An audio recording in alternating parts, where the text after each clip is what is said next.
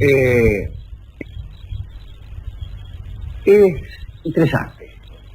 Vamos a ver si estamos a la altura de las circunstancias. Por ejemplo, ¿qué pasa con la ciudad de Roma después de su caída?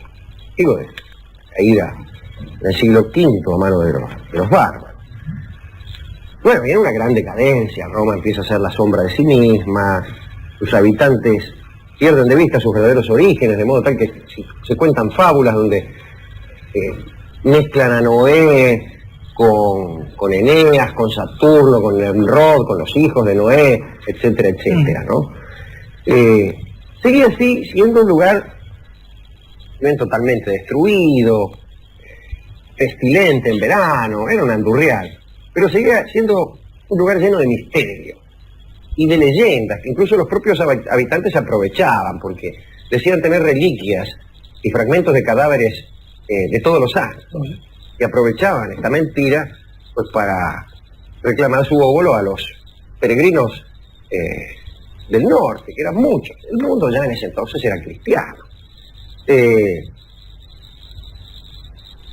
Los monumentos habían sido saqueados, pero peor que eso, más que el saqueo de los vándalos, lo que destruyó completamente la Roma de Augusto, de Nerón, de Aureliano, fue el saqueo de los propios habitantes de Roma, que utilizaban los templos de la antigüedad como cantera para los corralones. Desarmaban el Circo Máximo y vendían el mármol, qué sé yo, para hacer escalones. Placa, sí. Sí, laja, camino para el jardín, todas esas cosas. Bien. Incluso descubrieron que el mármol incendiado dejaba un sedimento que servía para los enlucidos. O sea que destruyeron todo nada más que por la estúpida codicia. Y eso es, en general, lo que destruye el testimonio de las civilizaciones y de las épocas y de las culturas. Sigue sucediendo ahora. La confusión del progreso con la falta de respeto. Exacto. Y ahora, pues, los monumentos y los testimonios de épocas gloriosas se destruyen por la codicia de estúpidos burgueses. Tiene la mínima codicia, ni siquiera una gran codicia. Así, por ejemplo, se puede llegar a perder todo el testimonio fílmico de una época porque no hay quien ponga 50 pesos. Aquí ha pasado que después del golpe del 55, muchos de los testimonios de oficiales, digamos, pero también del resto de testimonios históricos, han desaparecido porque los interventores sucesivos han vendido ese material para hacer peines. Muchos de nosotros nos peinamos con las voces más importantes de la patria. Así es. Y esto sería bueno acabar. Nadie ha hecho nada. De manera que estúpidos ha habido siempre, y han sido mucho más peligrosos que los vándalos. Como lo decía Anatole France en La Rebelión de los Ángeles, había un personaje que decía: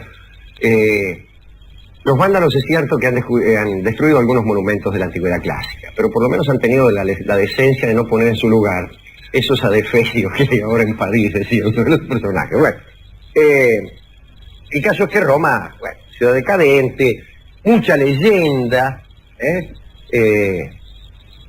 y ahí había un lugarejo. Usted sabe que allá en el siglo III Aureliano amuralló la ciudad. Pero fuera de la muralla, porque era un suburbio que no tenía mucha importancia, había un lugar que se llamaba la Colina Vaticana. Ahí se instaló, Nerón instaló un lugar de recreo, por ahí cerca estaba el Circo Máximo justamente. Después se instaló un cementerio por allí, y se dice que en ese mismo lugar, una noche de locura y de crueldad del año 64, aquella misma noche en donde algunos cristianos sirvieron de antorcha, fue crucificado Pedro, en ese mismo lugar, cerquita del circo. La misma tradición dice que los amigos de Pedro lo enterraron en una profunda fosa que abrieron entre las tumbas que había por ahí, próximas al circo. Allá por el año 160 había un santuario muy humilde, pero que identificaba el lugar y marcaba ahí donde estaba la tumba de Pedro. Y es allí donde se iba a construir, por intermedio de Constantino, la primera basílica de San Pedro, ahí mismo, en la tumba de Pedro. Pero los arquitectos tuvieron un problema. Eran pendientes, y había unas tumbas muy sólidas, como garitas. Entonces, para no demoler las tumbas, los arquitectos directamente las llenaron de escombros, hicieron un agujero en el techo, las llenaban de escombros y edificaban la basílica encima de las tumbas, gracias a lo cual se conservaron intactas durante siglos.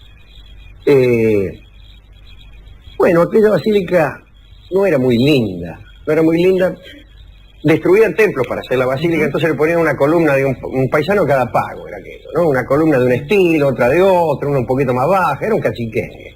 De todos modos, con el tiempo, fue adquiriendo un cierto lujo. Allá en el siglo VII recubrieron la puerta, dicen, con 500 kilos de plata, después la plata se transformó en oro, el sepulcro de Pedro fue adornado también de forma similar, así que lo habían puesto al sepulcro de Pedro entre los cimientos estaba, y tenía un acceso bastante limitado, y un pozo que estaba abierto justo bajo el altar, ¿no? Había mucho oro, estatuas, tanto se así que ahí aparece San Jerónimo, y dice, muchacho, ¿qué es esto? Nosotros somos los que defendemos la pobreza, ¿dónde está él? Puro oro, pero no hicieron mucho caso que digamos. Y uno tras otro iban cayendo los templos paganos para adornar San Pedro. Después, esto permanece 5 siglos sin defensa alguna, porque después de todos los bárbaros que rodeaban Roma también eran cristianos, de manera que tenían la gran veneración por aquel que quizá era el lugar más sagrado de la cristiandad. Pero allá viene el año 846 y vienen los sarracenos. Y un papa, León IV. Vienen los sarracenos, atacan, se llevan un montón de cosas, entonces el muchacho, vamos a hacer una muralla. Y hacen una muralla alrededor,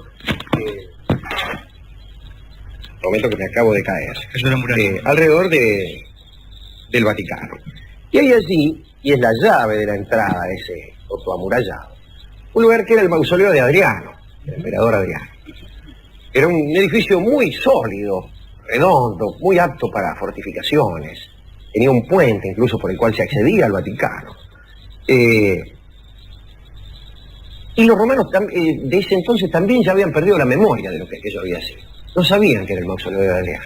Y le llamaban el castillo de Sant'Angelo, porque corría la leyenda de que un ángel se había posado en los techos, etcétera, etcétera, pero no sabían ni quién era Adriano ni nada. Muy bien. Vamos un poco para atrás, y ya va a ver dónde voy a caer.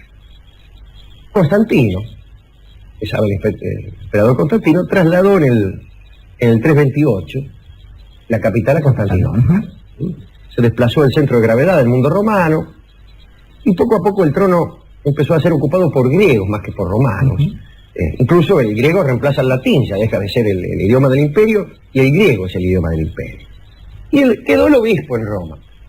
Y el obispo de Roma era convocado a Constantinopla como cualquier otro funcionario, iba allí, lo llamaba, qué sé yo, el emperador de Constantinopla había heredado, digamos, de los emperadores paganos, el doble papel de sacerdote y de jefe del Estado. Pero cuando la capital fue a Constantinopla, el obispo de Roma tenía, eso sí, algunas prerrogativas más que los otros obispos, pero era un obispo como tanto, ¿cierto? Muy bien. Hasta ahí la cosa.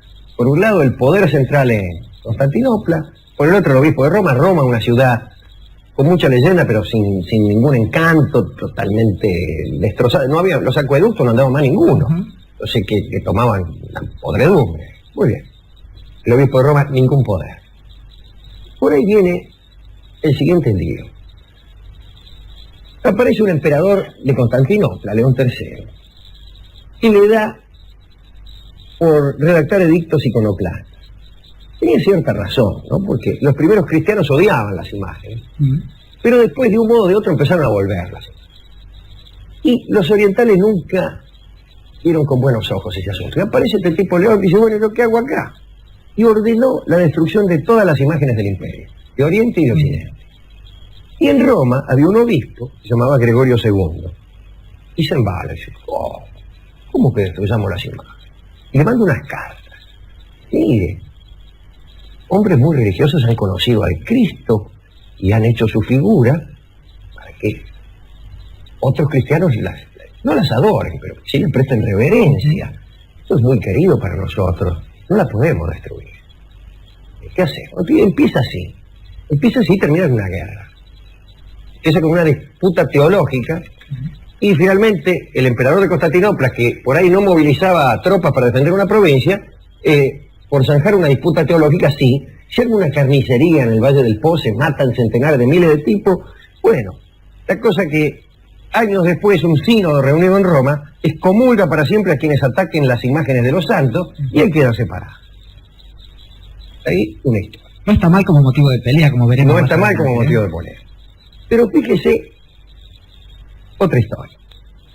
Había un tipo, un funcionario papal de esa época, que se llama Cristóforo, y escribe un opúsculo que se llama La donación de Constantino, y cuenta cómo Constantino le dona ciertas cosas al obispo de Roma.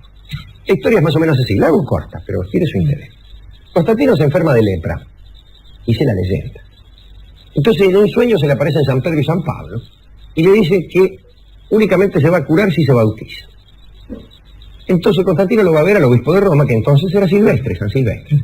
Y San Silvestre lo bautiza y Constantino se cura. Entonces ordena a Constantino adorar a Cristo en todo el imperio y le hace donación a Silvestre de un palacio que hay ahí, para que se instale él y sus sucesores. Hasta ahí lo que podría ser los hechos. Pero este Cristóforo escribe lo que se llama la donación de Constantino y le agrega cosas. Le agrega, por ejemplo, que Constantino había renunciado a todas las provincias, plazas y ciudades de Italia, negándole el poder civil a Silvestre y sus sucesores, lo cual no era cierto. Pero este libro empieza a correr entre el imperio y se hace la idea de que esto es cierto, de que esto es verdad, y que el obispo de Roma tiene algún derecho civil. Llega el año 755 y vienen los lombardos, que son unos atorrantes, invaden Italia, forman reinos y ducados por aquí y por allá. Vienen de nuevo los bizantinos, que estaban como en repliegue y vuelven otra vez. Y arma Italia es escenario de un montón de luchas, y había un papa, instalado allí, Esteban se llamaba el papa, casualmente. Y no tiene a quién recurrir, y busca apoyo en unos que estaban atrás de los Alpes, los francos. Y había un rey que se llamaba Pipino. Pero no solo le pide protección, le pide tierras, le pide que los reinos que están ocupados por los lombardos le sean devueltos al Papa, para que el Papa ejerza el poder civil y temporal. Y Pipino acepta. Se manda una expedición contra los lombardos, los derrota y le entrega las tierras al Papa. Bizancio chilla, pero nada. Digo, Constantino, hombre, se come, nada. Y así Bolonia, y Ancona, y Ferrara, y Rávena, Gubbio. Y así el Papa se convierte en un señor feudal. Y aquella silla, que tenía solamente un valor espiritual, empieza a tener un interés financiero muy considerable. Y la silla de Pedro fue a partir de entonces codiciada por las grandes familias de Roma. Y ahí empieza una historia funesta. Por empezar, muerto Esteban, empiezan unas luchas de facciones, en la que, y creo que se lo merecía, se muere el autor del opúsculo, Cristóforo, y 50 años después, el hijo de Pipino, del rey de los francos, acude a sofocar, a pedido del Papa León III, una rebelión que se arma en Roma. El tipo lo llama al hijo de Pipino, rey de los francos, y el hijo viene y sofoca la rebelión. Y a cambio, el Papa lo corona emperador de Occidente en la Navidad del año 800. Y ese tipo, el hijo de Pipino, que vino a sofocar una pequeña rebelión en Roma para ayudar a la facción del Papa, se convierte en el emperador de Occidente. Y ese no es otro que Carlomagno. Así se escribió una historia de la división entre el imperio de Constantinopla, pero no solamente una división política, una división teológica también, que sigue hasta ahora. Y así comienza esta historia del Vaticano como ente de poder. Y tuvo poder civil y poder sobre estados pontificios durante mucho tiempo, con consecuencias muy desagradables para la cristiandad. No sé a quién dedicar esto, pero Carlomagno no está mal. No está mal, además aquello de que se puede vencer bajo cierto signo, no está mal para conservar cierto tipo de pruritos éticos, cuando menos pruritos que no tengan que ver con la victoria directa. Pero estaba pensando, sobre todo, y digamos que toda esta serie de charlas que viene haciendo usted, tienen siempre el mismo y primer dedicando, ¿no? Que es aquel señor de Galilea, aquel señor de Nazaret. Pensaba sobre todo en dos apotegmas que él supo difundir en su momento y que fueron siempre bastante mal interpretados. Uno, aquel que decía que al César lo que es del César, y que en general se lo tomaba como una división entre las cosas divinas y terrenas, y quería decir lo contrario, porque justamente nos ha contado Marvin Harris justamente que había un viejo precepto que decía que al César solo le concernían sus propias provincias, y no las cosas de la tierra, de donde nacieron los profetas, y menos algunas cosas del espíritu. Así es. Era una, contrariamente a lo que se supone, era una frase muy nacionalista. Al César lo que es del César, pero ¿qué es el César? Justamente, solo lo que es del Se César. parecía mucho a Yankee Go Home. Exactamente. Y la otra frase es aquella de un reino que no es de este mundo. Digamos que empezando por él y llegando hasta disputas que quizás todavía se siguen hoy efectuando, produciendo en estados modernos acerca de las separaciones de las cosas, digamos esto de no mezclar la hacienda, quizás desde aquel que decidió no mezclar la hacienda en el comienzo de los tiempos, estos que corren todavía para Occidente, y todos aquellos que lo obedecieron, incluso aquellos que parecen renegar de su nombre porque justamente piden separar el reino espiritual del material, son los que se merecen la dedicatoria de un tema que justamente... Por ahí cantaban los carolingios, Carlomagno y todo eso mientras bebían. Mientras bebían de Grial, que justamente Claro. consagra eso, consagra que hay una cosa, una bebida que tiene que ver justamente con las bebidas celestiales, y otra que es aquella que emborracha o embriaga a los que ejercen demasiado el poder terrenal. Vamos a escuchar La Copa del Olvido, este tanguito que se cantaba allá en Roma, en la Edad Media.